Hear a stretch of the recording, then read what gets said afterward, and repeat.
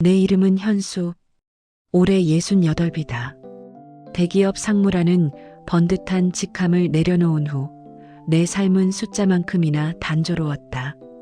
퇴직금 통장에는 넉넉한 숫자가 찍혀 있었지만 넓은 아파트에는 나 홀로였다. 밤이 되면 집안의 고요함이 마치 무거운 솜니불처럼 나를 짓눌러 왔다. 거실의 소파에서 잠드는 일이 잦아졌다. 외로움은 돈으로도 화려한 경력으로도 채울 수 없는 구멍이었다. 딸 지수는 35, 잘 나가는 변호사다. 바쁘다는 핑계로 한 달에 한 번 밥이나 먹는 게 전부였다. 지수는 나에게 미안함과 안쓰러움을 동시에 품고 있었다. 아마 내가 먼저 떠난 아내를 잊지 못하고 혼자 늙어가는 것을 안쓰럽게 여겼을 것이다. 그런 내 삶에 선영 씨가 들어왔다. 동네 복지관 그림 강좌에서 만난 그녀는 나보다 7살이 적었다.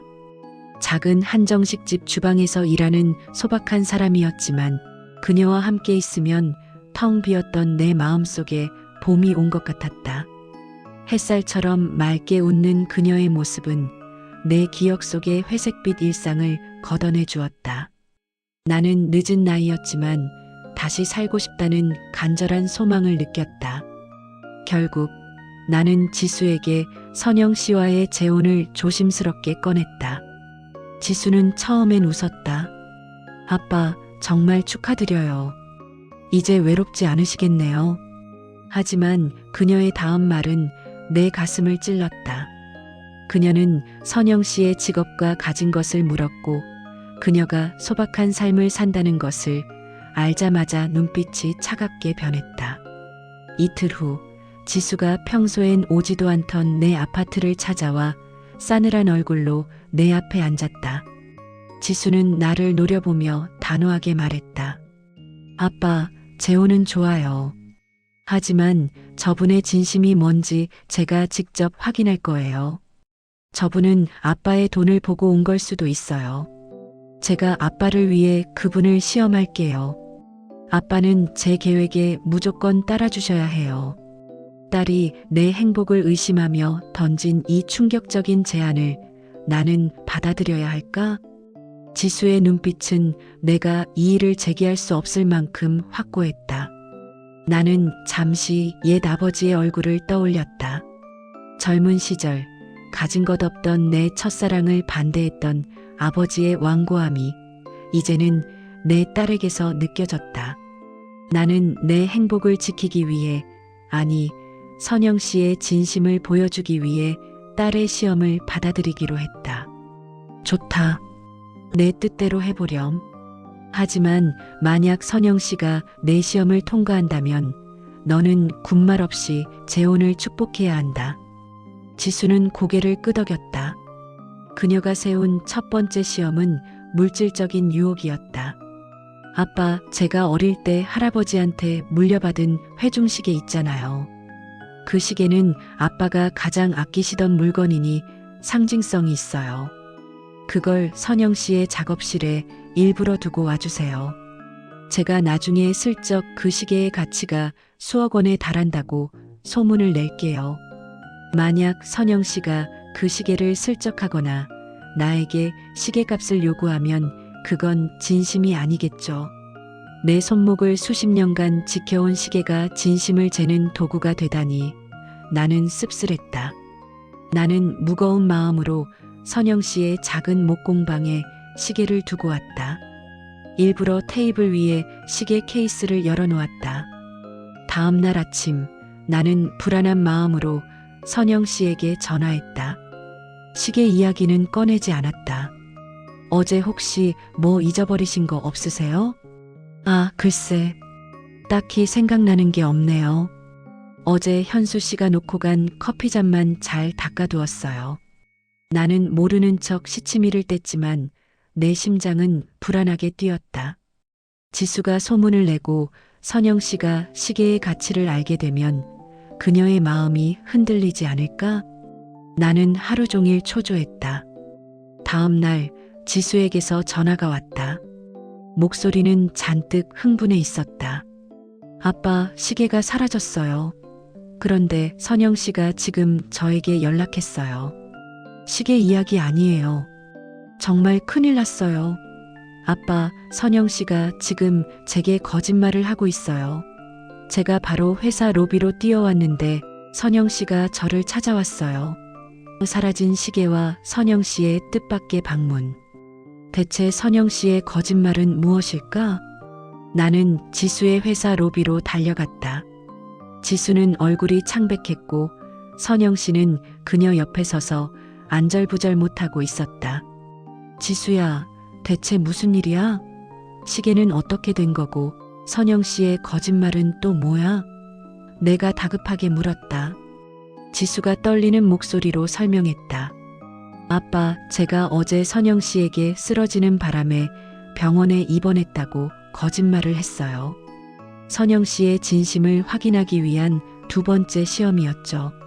하지만 선영 씨는 그 말을 듣자마자 병원에 찾아갔지만 저는 없었죠.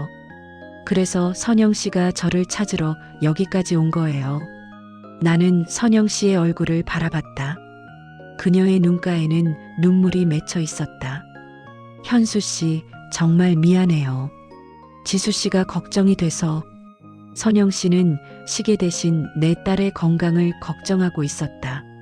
나는 지수의 어깨를 감싸 안으며 말했다. 괜찮아, 선영 씨.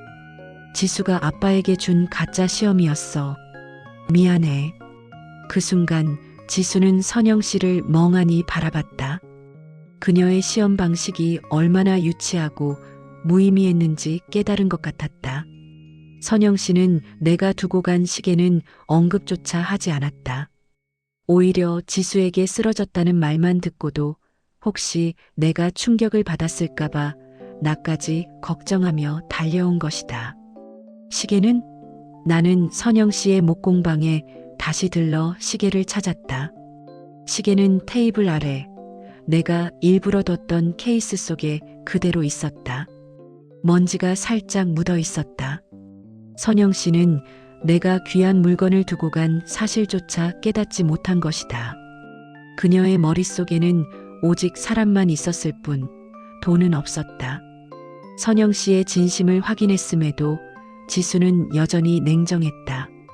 아빠, 그녀의 반응은 완벽해요. 너무 완벽해서 오히려 의심스러워요. 지수는 이제 선영 씨의 과거를 파헤치기 시작했다. 그리고 며칠 후 내게 선영 씨가 숨기고 있는 듯한 중대한 비밀에 대해 속삭였다. 그 비밀은 선영 씨의 갑작스러운 이혼과 관련되어 있었다. 지수는 변호사라는 직업을 이용해 선영 씨의 과거를 깊이 파고들었다. 그녀가 이혼을 했고 전 남편에게 상당한 액수의 위자료를 지불했으며 그 때문에 현재 경제적으로 어렵다는 사실을 알아냈다. 아빠, 보세요. 그녀는 넉넉한 돈을 잃어본 경험이 있어요. 돈에 집착하지 않는 척, 초연한 척 연기하는 것일 수도 있어요. 지수의 목소리에는 승리감과 확신이 뒤섞여 있었다. 나는 혼란스러웠다. 선영 씨에게 이혼의 아픔을 직접적으로 물어볼 용기가 나지 않았다. 대신 나는 그녀가 운영하는 목공방에 가서 슬쩍 그녀의 과거에 대해 운을 띄웠다. 선영 씨는 참 단단한 사람 같아. 살면서 힘든 일도 많았을 텐데. 선영 씨는 잠시 망설이더니 조용히 이혼 이야기를 꺼냈다. 그녀의 눈가에 눈물이 맺혔다. 현수 씨, 이혼은 제 잘못이 컸어요. 전 남편이 사업에 실패했을 때 제가 너무 초조해서 그 사람을 몰아세웠어요. 결국 헤어졌고 제가 그 사람의 빚 일부를 갚아줬어요. 돈 때문에 사람을 잃는 아픔을 그때 배웠죠. 나는 그녀의 진심 어린 고백에 무너졌다. 그녀는 돈에 초연한 척하는 것이 아니라 돈의 무게를 경험했기에 더 이상 집착하지 않는 사람이었던 것이다. 내가 선영 씨의 진심에 감동할 때 지수에게서 문자가 왔다. 아빠, 마지막이자 가장 중요한 시험이에요. 이번엔 저와 함께 연기해 주셔야 해요. 이번 시험은 나의 건강과 관련되어 있었다. 지수는 내가 최근 병원에서 검진받은 결과를 거짓으로 조작하여 선영 씨에게 전달하려 했다. 지수는 나의 건강검진 결과를 조작했다. 말기암이라는 충격적인 진단이 포함된 가짜 보고서였다. 나는 단호하게 거부했다. 선영 씨에게 그런 잔인한 거짓말은 할 수 없다. 하지만 지수는 울먹이며 매달렸다. 아빠, 죄송해요. 하지만 이분에게 아빠는 돈이 아니라 짐이 되는 순간이 올 거예요. 그때의 진심을 봐야 해요. 만약 그녀가 떠난다면 아빠는 평생 외로울 거예요. 하지만 저는 아빠를 위해 그분의 진심을 알아야 해요. 나는 지수의 눈에서 외로움과 두려움을 보았다. 결국 나는 딸의 강요에 못 이겨 지수가 조작한 보고서를 선영 씨에게 전달했다. 보고서를 본 선영 씨는 단 몇 초간 표정이 굳었을 뿐 곧바로 평정심을 되찾았다. 현수 씨, 정말 힘들었겠어요. 하지만 괜찮아요. 제가 옆에 있을게요. 선영 씨는 울지 않았다. 대신 나의 손을 잡고 내 눈을 깊이 바라보았다. 저와 함께 힘내서 치료받아요. 당신 곁을 떠나지 않을 거예요. 당신은 제게 돈보다 더 소중한 사람인걸요. 그녀의 눈빛은 흔들림이 없었다. 나는 그녀의 진심에 감동했지만 동시에 나의 잔인한 거짓말에 대한 죄책감에 몸서리쳤다. 선영 씨의 헌신적인 태도에 지수마저 흔들렸다. 아빠, 제가 졌어요. 이제 그만할까요? 하지만 그때 선영 씨가 갑자기 나의 조작된 보고서를 들고 나에게 왔다. 그녀는 보고서의 한 부분을 손가락으로 가리키며 말했다. 현수 씨, 이 부분 말인데요. 이건 아무래도 이상해요. 혹시 지수 씨가… 선영 씨는 나의 거짓말을 눈치챈 것일까? 선영 씨는 보고서의 날짜를 가리켰다.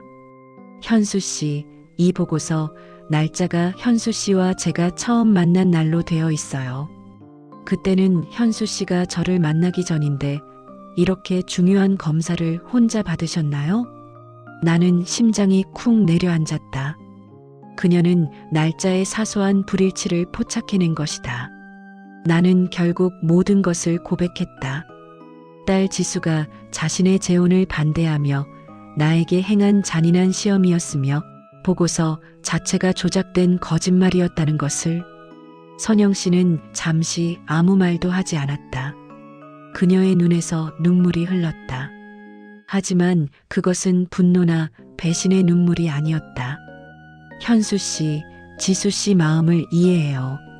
저도 부모님을 일찍 여의고 늘 혼자였어요. 사랑하는 사람을 잃을까봐 두려워하는 마음 알아요. 지수 씨는 돈을 걱정한 게 아니라 현수 씨의 사랑을 걱정한 거예요. 선영 씨는 나를 원망하지 않았다. 오히려 딸 지수의 외로운 마음을 먼저 헤아려 주었다. 나는 그녀의 깊은 이해심에 무릎이 꺾이는 것 같았다. 선영 씨는 나에게 용서를 구한 후 조심스럽게 물었다. 현수 씨, 혹시 지수 씨가 어머니를 잃었을 때도 지금처럼 외로워하는 아이였나요? 지수 씨는 왜 자신의 외로움을 숨기고 돈으로 포장했을까요? 선영 씨의 질문은 딸 지수가 오랫동안 숨겨온 가족의 가장 아픈 부분을 건드렸다. 선영 씨의 질문에 나는 아픈 기억을 떠올렸다. 지수가 15살 되던 해 아내가 사고로 세상을 떠났다. 그때부터 지수는 감정을 숨기고 모든 것을 이성과 효율로 판단하는 아이로 변했다. 그녀는 감정을 드러내는 대신 공부에 매달려 최고의 변호사가 되었다.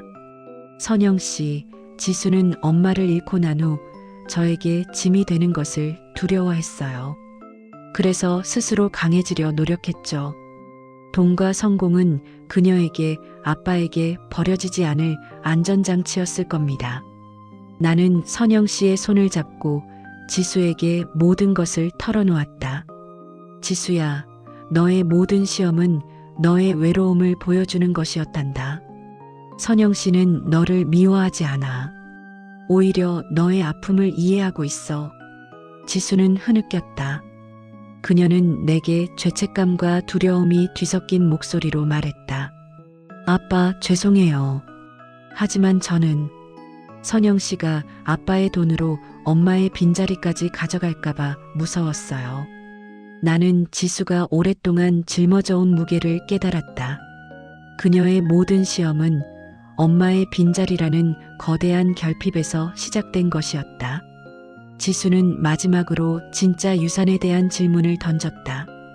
선영 씨, 아빠의 유산이 가장 가치 있는 곳에 쓰여야 한다고 생각하세요. 만약 아빠가 전 재산을 기부한다면 선영 씨는 정말 기뻐하실 수 있나요? 이 질문은 선영 씨의 진심을 재는 마지막 궁극의 시험이었다. 나는 지수의 마지막 질문을 선영 씨에게 전달했다. 선영 씨, 만약 내가 전 재산을 기부한다면 당신은 정말 기뻐해 줄 수 있나요? 선영 씨는 놀랐지만 이내 환하게 웃으며 말했다. 현수 씨, 당신은 정말 훌륭한 사람이에요. 당신의 돈이 어려운 사람들을 돕는 데 쓰인다니 저도 진심으로 기뻐요. 그리고는 내 손을 잡고 말했다. 당신이 제게 주신 것은 돈이 아니라 다시 시작할 수 있는 용기와 사랑이에요. 당신은 저에게 돈보다 더 소중한 분인걸요. 당신과 함께 할 수 있다면 저는 아무것도 필요 없어요. 그녀의 말에 나는 눈물을 흘렸다. 그녀의 웃음은 맑고 진실했다. 나는 이 순간 내가 돈으로 살 수 없는 가장 소중한 것을 얻었음을 깨달았다. 선영 씨의 반응을 숨어서 지켜보던 지수는 눈물을 닦았다. 하지만 지수의 얼굴은 아직 완전히 풀리지 않았다. 그녀는 선영 씨가 너무 완벽하게 연기하고 있다고 생각했다. 지수는 마지막으로 아빠의 건강과 관련된 비밀을 폭로하겠다고 나에게 선언했다. 지수는 나에게 말했다. 아빠, 선영 씨는 완벽해요. 하지만 제가 아빠에게 준 암 진단서를 보고도 전혀 당황하지 않았어요. 제가 알기로 선영 씨의 전 남편도 희귀병으로 돌아가셨다고 들었어요. 혹시 선영 씨는 환자 간병에 이미 익숙해서 아빠의 병을 가볍게 여긴 건 아닐까요? 나는 지수의 집요함에 몸서리쳤다. 그녀는 선영 씨의 과거 아픔까지 이용해 그녀의 헌신을 의심하고 있었다. 나는 지수에게 단호하게 말했다. 지수야, 더 이상은 안 된다. 선영 씨의 아픔을 건드리는 건 나를 모욕하는 것과 같다. 너는 선영 씨의 진심이 아니라 완벽한 희생을 원하고 있는 거야. 나는 선영 씨의 손을 잡고 지수에게 다가갔다. 지수야, 이 시험은 오늘로 끝이다. 선영 씨는 이 세상 누구보다 너의 아빠를 진심으로 사랑하는 사람이다. 이제 너도 선영 씨에게 마음을 열어라. 지수는 나의 말에도 흔들리지 않고 오히려 냉정한 목소리로 마지막 확인을 요구했다. 아빠, 제가 마지막으로 한 번만 더 선영 씨에게 아빠의 건강 문제에 대해 물어볼게요. 선영 씨, 말기암 진단을 받은 아빠와 함께 살면 경제적으로도 육체적으로도 힘들 텐데. 그래도 괜찮으세요? 지수의 질문에 선영 씨는 눈을 감았다가 천천히 떴다. 그리고 지수를 향해 고개를 끄덕였다. 지수 씨, 괜찮아요. 사실 저도 심장병을 앓고 있어요. 완치는 어렵고 관리가 필요하죠. 저는 시한부로 살고 있는 현수 씨를 간병할 자격이 없어요. 하지만 제가 현수 씨를 포기할 수 없는 이유가 있어요. 저는 현수 씨와 남은 시간을 함께 보내고 싶어요.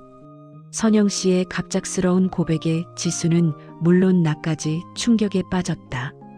선영 씨는 자신의 병을 숨기고 있었던 것이다. 그녀는 암 진단을 받은 나를 위해 자신의 아픈 몸을 돌보는 대신 나의 곁을 지키기로 결정했던 것이다. 선영 씨는 나의 손을 잡고 말했다. 저는 돈을 원하지 않아요. 현수 씨의 남은 시간을 원해요. 현수 씨, 만약 제 심장이 멈춘다면 그때는 저를 원망하지 말아주세요. 그녀의 말은 지수의 모든 의심을 무너뜨렸다. 지수는 울면서 선영 씨에게 달려갔다. 하지만 그때 선영 씨가 지수에게 무언가를 건넸다. 지수는 선영 씨에게 다가가 그녀를 와락 안았다. 지수가 선영 씨에게 건네받은 것은 낡은 봉투였다. 봉투 안에는 내 아내의 사진이 들어 있었다. 이건? 지수가 물었다. 선영 씨는 조용히 말했다. 제가 현수 씨의 아내분을 닮았다는 말을 들었어요. 제가 현수 씨에게 다가가는 것이 지수 씨에게 더 큰 상처가 될까봐 항상 이 사진을 보며 조심했어요. 현수 씨의 마음속에 있는 진짜 가족은 항상 이분이라는 것을 잊지 않으려고요. 지수는 사진을 들고 오열했다.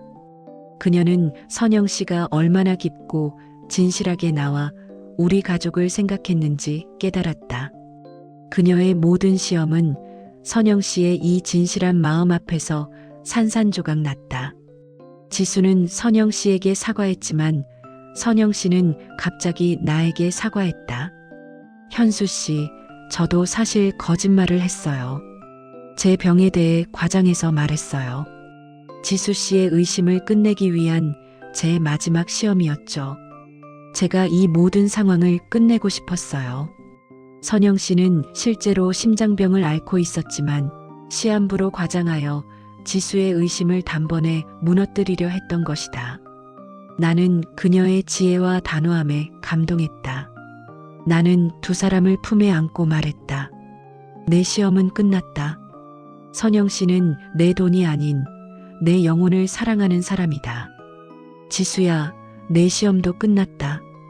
너는 내 외로움을 극복하고 진짜 사랑을 구별할 줄 아는 어른이 되었다. 나는 지수에게 말했다. 지수야, 내 엄마가 돌아가시기 전에 내게 한 말이 있단다. 돈은 언젠가 사라지지만 사랑은 영원히 남아요. 나는 그 말을 잊고 살았단다. 나는 지수와 선영 씨를 마주보게 했다. 그리고 지수에게 부탁했다. 지수야, 너의 가장 소중한 재산을 선영 씨에게 주렴. 지수는 잠시 망설이더니 자신의 지갑에서 가장 아끼던 물건을 꺼내 선영 씨에게 건넸다. 그것은 돈이 아니었다. 지수가 선영 씨에게 건넨 것은 어머니가 남긴 낡은 손수건이었다. 선영 씨, 엄마가 이 손수건을 아빠에게 주셨어요. 슬픔을 닦고 행복을 간직하라고요. 저는 이제 이 손수건을 선영 씨에게 드릴게요. 아빠의 행복을 잘 간직해 주세요. 선영 씨는 눈물을 닦으며 손수건을 받았다. 세 사람은 그제야 진정한 가족이 된 것 같았다. 나는 내 재산 기부 계획을 철회하지 않기로 했다. 하지만 지수와 선영 씨의 이름을 따서 현수 선영 지수 장학재단을 설립하기로 했다. 내 돈은 사라지겠지만 우리의 사랑은 이 재단을 통해 영원히 남을 것이다. 나는 지수에게 마지막으로 물었다. 지수야, 너는 아직도 아빠의 재혼이 너의 삶을 불안하게 만든다고 생각하니? 지수는 미소를 지으며 나의 질문에 반전 가득한 대답을 했다. 지수는 말했다. 아빠, 아니요. 이제는 오히려 든든해요. 제가 일 때문에 바빠서 아빠를 자주 못 챙겨드려도 선영 씨가 아빠의 곁을 지켜줄 것을 알아요. 선영 씨 덕분에 저도 이제야 외로움에서 벗어날 수 있을 것 같아요. 나는 선영 씨와 지수를 데리고 한정식집으로 갔다. 우리가 함께 만든 가짜 시험의 아픔은 사라지고 이제는 진짜 마음으로 만든 따뜻한 가족이 완성되었다. 식사 후 나는 선영 씨의 작은 목공방에 들렀다. 그리고 내가 일부러 두고 왔던 회중시계를 다시 꺼냈다. 나는 그 시계를 선영 씨에게 건네며 시계에 얽힌 진짜 의미를 설명했다. 선영 씨, 이 시계는 수억 원의 가치가 있는 것이 아니라 내 아버지의 유산입니다. 내 아버지는 이 시계를 주며 시간을 소중히 하라고 하셨죠. 그리고 나는 이 시계를 통해 사랑하는 사람과 보내는 시간이 가장 소중하다는 것을 배웠어요. 선영 씨는 눈물을 흘리며 시계를 받았다. 현수 씨, 이 시계는 제가 간직할게요. 당신과 함께 보낼 영원한 시간을 약속하는 증표로요. 나는 선영 씨에게 정식 프로포즈를 하기로 했다. 하지만 나는 그녀에게 돈이 아닌 가장 소중한 나의 시간을 바치겠다고 약속했다. 선영 씨, 나에게는 돈도 명예도 중요하지 않아요. 나는 이제 당신에게 남은 시간을 전부 바치고 싶어요. 앞으로 매일 아침 당신의 눈을 보며 하루를 시작하고 싶어요. 나와 결혼해 주시겠어요? 선영 씨는 눈물과 미소로 나의 프로포즈를 받아주었다. 네, 현수 씨. 영원히 당신 곁을 지킬게요. 세 사람은 곧 행복한 결혼식을 올렸다. 지수는 선영 씨에게 어머니라는 호칭을 사용하기 시작했고, 얼굴에도 예전에 외로웠던 그림자가 사라졌다. 나는 깨달았다. 내가 행한 3번의 시험은 선영 씨를 위한 것이 아니었다. 그것은 내 딸 지수의 외로움을 들춰내고 나의 편견을 깨부수기 위한 나 자신의 마지막 시험이었던 것이다. 나는 이제 가장 풍요로운 사람이 되었다. 내 곁에는 돈보다 소중한 진정한 사랑이 있었고 진정한 가족이 있었다. 여러분, 인생에서 가장 소중한 유산은 돈이 아니라 사랑입니다. 그리고 그 사랑을 지키기 위한 믿음입니다. 저는 이제야 비로소 그 진리를 깨달았습니다. 오늘도 행복한 하루 되시길 바랍니다. 감사합니다.